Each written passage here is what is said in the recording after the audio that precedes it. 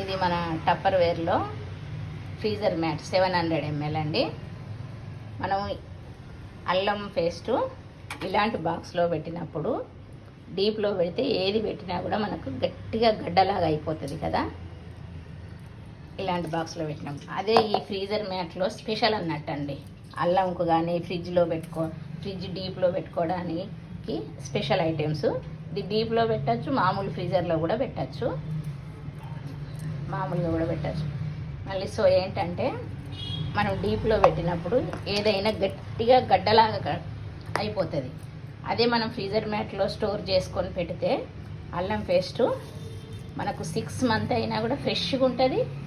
మళ్ళీ మనకు ఇదేంటంటే వెంటనే తీసినా కూడా ఇట్లా గట్టిగా ఉండకుండా స్పూన్కి వచ్చేలా ఉంటుంది. స్పూన్తో తీసేసుకోవచ్చు.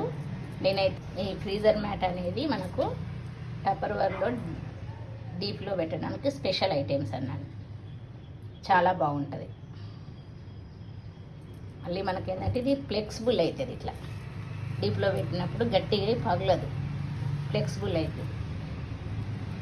మళ్ళీ దీంట్లో పెట్టిన ఐటెం కూడా ఇట్లా మనం ఈజీగా తీసుకునేటట్టు వస్తుంది.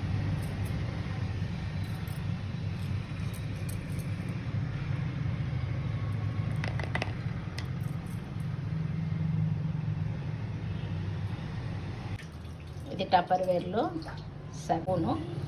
ఈ స్పూన్ ఏ పచ్చళ్ళలో పెట్టినా కూడా మనకు కలర్ అనేది ఊరదు, పగలదు. అదే స్టీల్ స్పూన్ అయ్యేది ఉంటే మనకు పగిలిపోతుంది, ఉప్పు కారానికి పగిలిపోతుంది. ఇది పగలదు, ఇట్లనే బాగుంటుంది. ఇట్లా ఇందులో పెట్టేసి